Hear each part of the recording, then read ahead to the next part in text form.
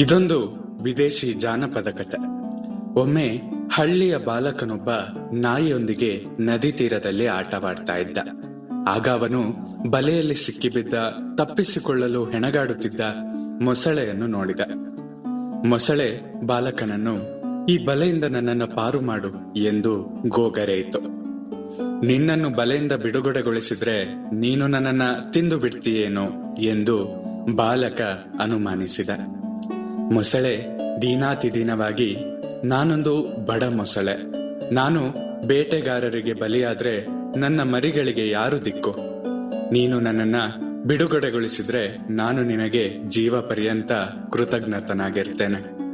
ನಾನು ನಿನ್ನನ್ನು ತಿನ್ನಲು ಹೇಗೆ ಸಾಧ್ಯ ಎಂದಿತ್ತು. ನಮಸ್ಕಾರ, ಕೇಳ್ತಾ ಇದ್ದೀರಾ ಅವಿಭಾಜಿತ ಪಾಡ್ಕಾಸ್ಟ್. ನಾನು ಸಂಕೇತ್ ಭಟ್. ಬಾಲಕ ಮೊಸಳೆಯ ಮಾತನ್ನು ನಂಬಿ ಮೊಸಳೆಯನ್ನು ಬಿಡುಗಡೆಗೊಳಿಸಿದ. ತಕ್ಷಣ ಮೊಸಳೆ ಬಾಲಕನ ಕಾಲನ್ನು ಕಚ್ಚಿ ಹಿಡಿಯಿತು. ಬಾಲಕ ನೋವಿನಿಂದ, ಪ್ರಾಣ ಉಳಿಸಿದ ನನ್ನನ್ನೇ ನೀನು ಏಕೆ ತಿನ್ನುತ್ತೀಯೋ ನನಗೆ ತಿಳಿಯುತ್ತಿಲ್ಲ ಎಂದ.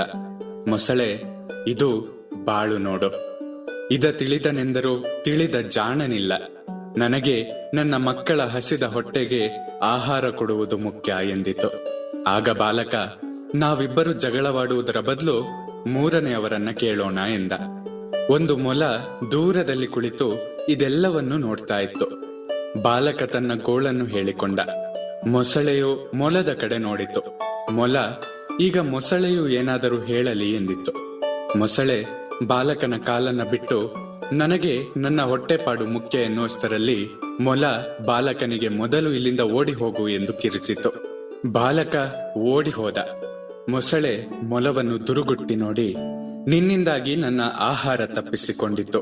ನೀನು ಪ್ರಾಣಿ, ನಾನೂ ಪ್ರಾಣಿ, ನನಗೆ ನೀನು ಮೋಸ ಮಾಡಿದೆ ಎಂದಿತು. ಆಗ ಮೊಲ, ಇದು ಬಾಳು ನೋಡು, ಇದ ತಿಳಿದನೆಂದರೂ ತಿಳಿದ ಜಾಣನಿಲ್ಲ ಎಂದು ಹೇಳಿ ದಡದಡನೆ ಓಡತೊಡಗಿತು. ಬಾಲಕ ಹಳ್ಳಿಗೆ ಓಡಿ ತನ್ನ ಕಥೆಯನ್ನ ಹೇಳಿದ. ಹಳ್ಳಿಯ ಜನರೆಲ್ಲ ಗುಂಪಾಗಿ ಕೈಯಲ್ಲಿ ಬರ್ಚಿ ಕುಡುಗೋಲು ಹಿಡಿದು ಬಂದ್ರು. ನದಿಯಲ್ಲಿದ್ದ ಮೊಸಳೆ ಮತ್ತು ಮರಿಗಳನ್ನ ಹೊರಗೆಳೆದು ಬಡಿದು ಕೊಂದರು. ಅಲ್ಲೇ ಮಾಂಸದ ಅಡುಗೆಯನ್ನ ಮಾಡಿದರು. ಎಲ್ಲರಿಗೂ ಹಬ್ಬದ ವಾತಾವರಣ. ಎಲ್ಲರೂ ಬಾಲಕನಿಗೆ ಧನ್ಯವಾದಗಳನ್ನ ಅರ್ಪಿಸಿದರು. ಬಾಲಕ, ಧನ್ಯವಾದ ಸಲ್ಲಬೇಕಾದದ್ದು ಮೊಲಕ್ಕೆ, ಏಕೆಂದ್ರೆ ಅದು ನನ್ನ ಪ್ರಾಣವನ್ನ ಉಳಿಸಿತು, ಎಲ್ಲರಿಗೂ ಮಾಂಸದ ಊಟ ಸಿಗುವಂತೆ ಮಾಡಿತು ಎಂದ. ಧನ್ಯವಾದ ಹೇಳಲು ಮೊಲವನ್ನು ಹುಡುಕಿದ. ಆದರೆ ಅಷ್ಟರಲ್ಲಿ ಬಾಲಕನ ನಾಯಿಯ ಬಾಯಿಗೆ ಮೊಲ ಸಿಕ್ಕಿ ಬಿದ್ದಿತ್ತು. ಅರೆ ಜೀವವಾಗಿತ್ತು. ಬಾಲಕ ನಾಯಿಯನ್ನು ಹೀಗೇಕೆ ಮಾಡಿದೆ ಎಂದು ಗದರಿಸಿದ. ಆಗ ನಾಯಿ, ಇದು ಬಾಳು ನೋಡು, ಇದ ತಿಳಿದನೆಂದರೂ ತಿಳಿದ ಜಾಣನಿಲ್ಲ ಎಂದಿತು. ಬಾಲಕ ಮೊಲಕ್ಕಾಗಿ ಕಣ್ಣೀರು ಸುರಿಸಿದ.